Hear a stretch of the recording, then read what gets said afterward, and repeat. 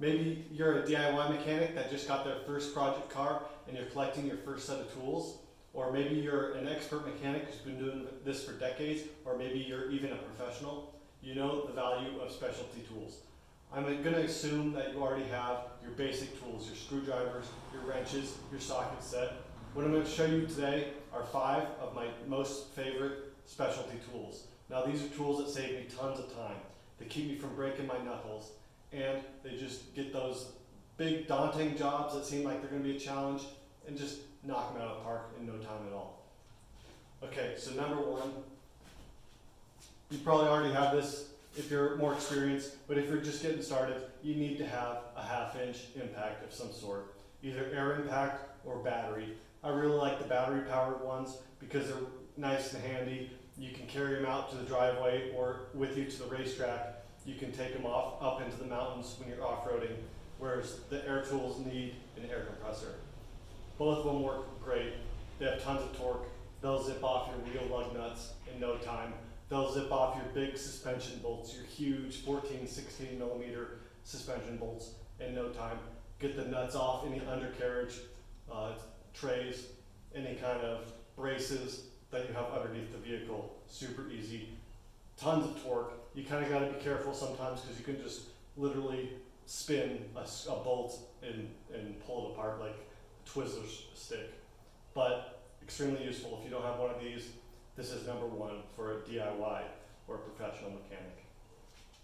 Okay, number 2 tool for your DIY or professional mechanic, in my opinion, has got to be the famous, you've seen it everywhere, the one and only Milwaukee electric ratchet. Now, I've tried the Chinese knockoff. Do not get the Chinese knockoff. Get the Milwaukee. Totally worth it. I only need 1 battery for most of the things I do, unless you're using it all day long. 1 battery should work good. Man, this thing is just so great, so handy, so useful. You see it all the top YouTube mechanics. They have these things because they're just so useful. It's got the little LED light. It's got the variable speed, so that you can really gingerly start those bolts on before you send them home. It doesn't have tons of torque, but that, I think, is the benefit of something like this, because this is an electric ratchet. This is not an impact. So this is great for getting up inside the engine bay, up underneath in the wheel wells where you can't get full-size impact, or maybe you don't want to. This is where you use this, where you use a normal handheld ratchet that you sit there and you crank on. And you crank on, and sometimes it slips and you bust your knuckles. This eliminates it. You just slowly send it home. Reversible, of course, works both directions, just the same. Like I said, I only need the 1 battery. It lasts all day. And I've done tons of projects with this. This is great for all the little accessories on the front of the engine, all the little 10 millimeter bolts around the engine bay, or starting threads on bigger bolts before you need to torque them. So good. It doesn't have much torque. Like I said before, that's great because you can gingerly start those threads in without having to worry about stripping them like you would with a bigger impact. So definitely number 2, big number 2 on the list. This thing is so useful, saves tons of time. The Milwaukee lithium electric ratchet. Okay, these are not on the list officially, but just going with the Milwaukee 90-degree electric ratchet. This is a 90-degree impact. This is an air tool, so you need an air compressor, but this is like the big brother of that thing. This is actual an impact. It's a 1/2 inch drive impact, so this will put a ton of torque into the bolt or nut and zip it off, but you need air tools, so this is not electric, but that's why it's so small. The air tools, you'll also notice, are a lot smaller, but you need the compressor. I bought this specifically to do some accessory nuts and bolts on the front of my Land Cruiser, so I wouldn't have to remove the radiator and fit one of the bigger impacts in there, and because you're trying to turn something that's on a shaft, the impacts will turn those off, like the bolts on an alternator or on a pulley. This will zip that off, where if you try to do that by hand, you need to grab the outside of the shaft of the pulley and then put torque on it, and then sometimes it's just not possible, whereas the impact can do that. So I'll put the link for this down in the description.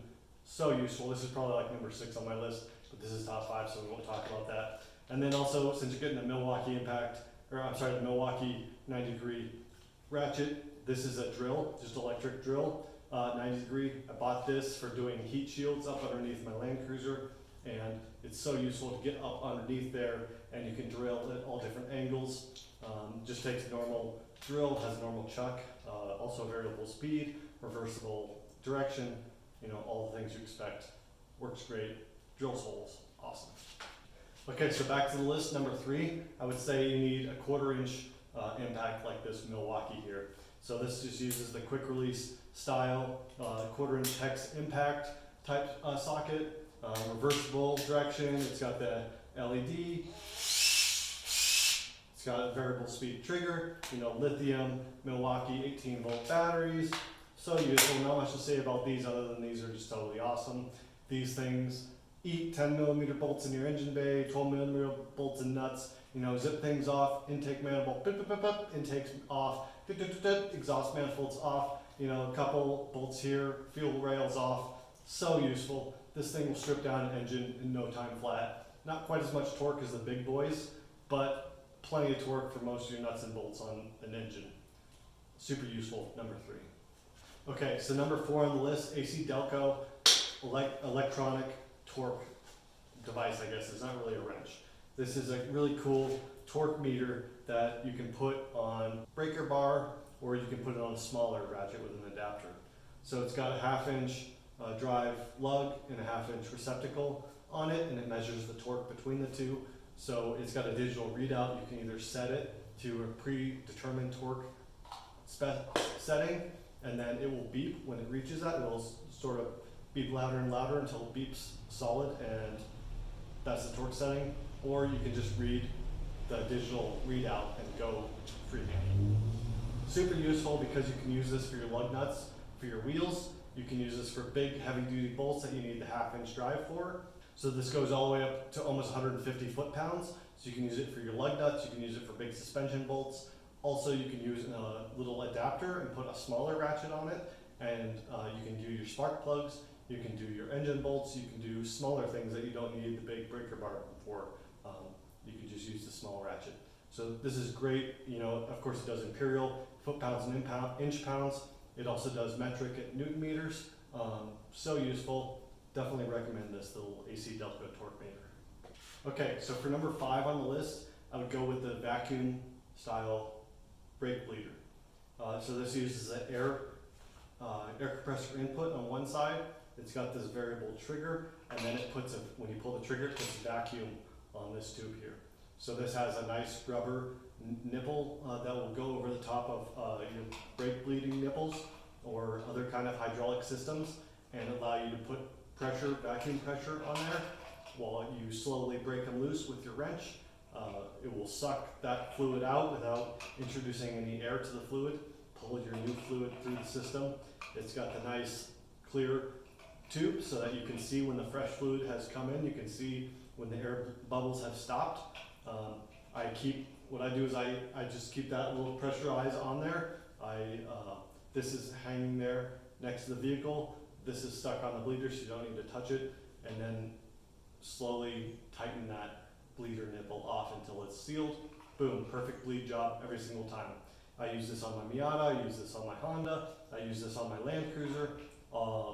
2 of those have ABS. There's no ABS on the Miata, but it worked fine with the ABS systems. I've used this for the clutches in my Honda and the clutch in my Miata, both hydraulic clutches. This worked just phenomenally for that. And I've also used this for my hydraulic AHC system in my Toyota Land Cruiser.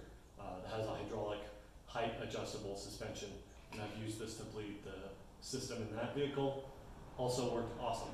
So these are super affordable, like $20, maybe less. Just a vacuum brake bleeder, they call them. Just absolutely love these things. Super useful. It makes the tricky job of bleeding hydraulic systems just a snap.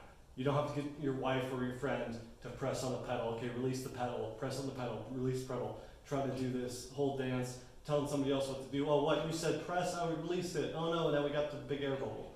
Totally eliminates that. I did all of that work by myself, solo, just using this guy. So easy, I love it. So that wraps up my top 5 specialty tools. All right, so 2 bonus tools. First is a compression gauge. or a compression tester for just a normal engine, what you do is you remove your spark plugs from your engine. You thread this down each spark plug hole one at a time, and since you have no spark plugs, then you turn the crank the engine have it crank over 6 to 10 times so that you get a good reading on here. You'll see every time the engine turns over, this gauge will go up a little bit until it reaches a maximum. Boom, that's your compression for that cylinder. Then you go to the next cylinder, go to the next cylinder, go to the next cylinder, etc. How many cylinders you have. Remember, you got to take all the spark plugs out of the engine for all of the cylinders and then test one at a time with this. And when you do this test, you want to put your foot flat to the floor on the accelerator. In some cars, this helps by turning off the fuel injectors. It's like a flood clear mode. But also, you want to open the throttle plate to 100% so there's no restriction in that throttle plate, and you get a good reading on here. So for my lower compression cars, my Turbo Miata and my Land Cruiser, those are like 9.5 to 1 compression, and those read about 145 to 155 on the gauge. And then my Honda Civic with high compression 11 to 1, 8,000 RPM Honda motor, that reads more like 165 to 170 when I test compression on there. And you want to test not necessarily that maximum number, but you want to make sure that all the cylinders are within 10% or so of each other. If one of them's got a big drop and the other 2 or 3 or whatever are kind of the same, and then one of them is a big variance, then you know you have a problem with that cylinder. So like I said, these are also really cheap, really useful. Put a link down in the description for these guys. Okay, last bonus tool. This is not something I would say a must-have, but this is a really nice to have. It's just a little 1/4-inch impact driver handheld. It's got a lithium battery, Dewalt, LED on the front, variable speed, really cool. Doesn't put out much torque. You can do small jobs. This is great for working on small electronics, drones, RC cars, my RC scooter, small project around the house, because it doesn't have much torque, but it's very small. It'll also go into a straight line if you like that. I prefer the pistol grip style more, and I'll show you real close how it works, because this is kind of a unique tool. So let me get a nice focus on the front. So you can see I can pull the trigger and we're not really turning much, but when I turn my wrist in this direction, the tool follows in the same direction. And when I turn it in this direction, it goes in that way, and you see.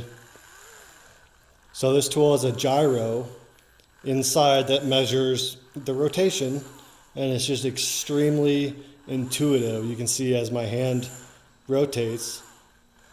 So you can imagine if you're dealing with really tiny screws, M3 screws, M4 screws, you can really feel.